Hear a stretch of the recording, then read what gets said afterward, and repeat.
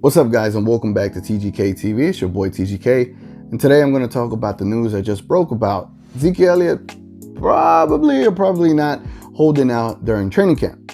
But before we get started, make sure y'all subscribe and hit that like button. That is all. Let's move on. So a report came out today where it stated that Ezekiel Elliott had a private conversation with someone and stated that he would hold out during training camp if he doesn't get a contract. And that left me to wonder and ponder on that. Now, again, I'm not here to talk about the man's money, but if he's already considering holding out, that gives us a plethora of issues to consider as fans. So knowing that he just came back from his Vegas incident and he had to go through all this back and forth with, you know, the media and all this extra stuff, not necessarily him, but his name being in the news. And again, the unfortunate thing with being a Cowboy is anything you do gets maximized to infinity. He had to go and talk to Roger Goodell, then he had to issue this apology and how he needed to conduct himself better moving forward.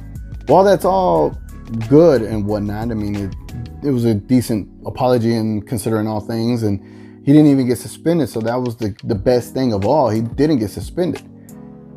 Now he's considering holding out because he doesn't have a contract extension. It's like two things that are conflicting. One, you just got out of a situation where you would have been suspended and would have killed any momentum of you getting a potential contract. And now that you're not getting suspended, now you're going to hold out to get a contract. From an outside perspective, from being unbiased, if I was biased, I would be like, give the man a contract. He's one of the best running backs in the league. He's extremely young. Do it. Another side of me is like, if Ezekiel Elliott cannot see like how him potentially holding out makes him look, is going to affect his money regardless. So if you're doing this now in the situation that you are in, what makes you think people are going to want to be able to pay you massive amount of money if you're not coming off as this team player? And of course, that's the whole downside with the NFL. The NFL doesn't give guaranteed contracts, and so a lot of the players really just put their life on the line, and they don't necessarily get the compensation that you think they really deserve in comparison to basketball. Basketball players, they get guaranteed contracts. You could be a John Wall making $40 million a year with an Achilles injury, chilling for a year. While in the NFL, if you get hurt, you could be cut and not even make $1, which is crazy. And not even have medical coverage. That's the other crazy thing that the NFL doesn't give. So, or they may, but I always see these NFL players needing money to go cover their expenses because the NFL doesn't. And that's the sad part. So in hindsight, if I'm Zeke, obviously I want my money, but you got to understand the situation that he was in. He could have just been suspended and all of that potential contract extension thing would have evaporated. But now if he is potentially going to hold out, it's going to paint him in a bad look. And I know he hasn't officially held out. I mean, it's just rumblings or rumors according to the WFAA report that I saw, and now it's also being reported on Twitter and amongst people around the Cowboys. So it's interesting seeing how it might develop. But if it were to develop to the point where he does hold out during training camp, I think there is a solution, and here it goes.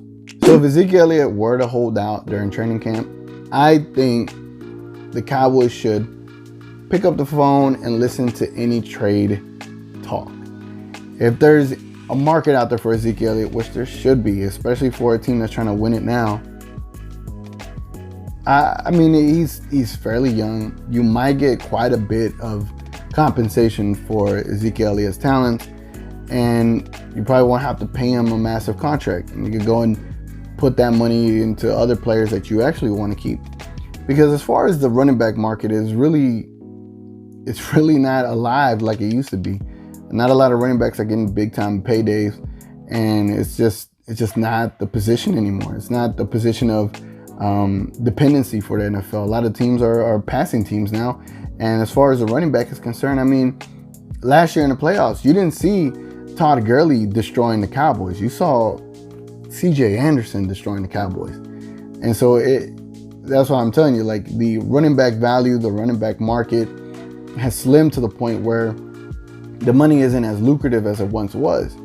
Now, I mean, considering all things, it's still lucrative for someone like me that doesn't make anywhere near as much these NFL players make. Now, however, Zeke Elliott's case, if he's going to hold out, and we know as a Cowboys organization, they're probably not going to give him a second contract. If they do give him a contract, this will be just one and done. Then why not trade him now and get as much value as you could get for him?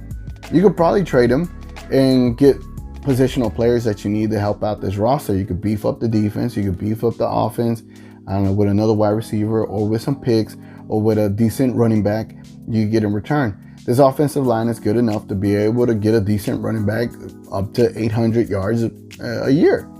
And Dak Prescott should be able to improve enough as far as a quarterback to be able to make up the difference of what Ezekiel Elliott runs. So I know there's a lot of crazy superlatives and just some crazy stuff that I'm throwing out there. I don't even know if superlatives is the correct word to use in this context or just assumptions. But I think you can get a lot of value for Ezekiel Elliott, but I'm not saying trade him. I'm just saying pick up that phone and actually entertain these calls and see what you could get. You never know. This trade could potentially be a Herschel Walker type of deal where you get picks in return and those picks help you win a championship. Or you get players in return right now that help you win a championship. I know Zeke Elliott is a great player, but in all reality, he was drafted in 2016 to win with Tony Romo, not with Dak Prescott. If Dak Prescott was our quarterback in 2016 and not Tony Romo, I don't think we would have drafted a running back. I think we would have gone more of the Jalen Ramsey or a defensive side of the ball with a Bosa or whatever the case may be. I don't think we would have drafted a running back that year. I really think we would have gone defensively. But because 2016 had all of the writings on the wall to win the Super Bowl with Tony Romo during that time, it was really a running back to be drafted to be paired up with Romo. And who knows what that combination could have done that year if he would have not played in Seattle. But in all reality, I don't think Ezekiel would have been drafted that year if, say, Dak Prescott was going into his fourth year of his career. I think we would have gotten a completely different player. So you have to look at it from that perspective. I love Zeke to death. I mean, I was cheering at the top of my lungs when we drafted him because I was like, that's the guy we need to pair him with Romo at the time. But what do you think, man? If you think Ezekiel Elliott is going to hold out, what do you think we should do as far as the Cowboys organization? Do you think Ezekiel Elliott is going about it the correct way? Or just what are your overall thoughts in general? Let me know what you think. Let me know if I sound crazy for even talking about entertaining a trade talk conversation with some other teams out there. And in the meantime, until the next one, guys, I'm going to catch y'all then.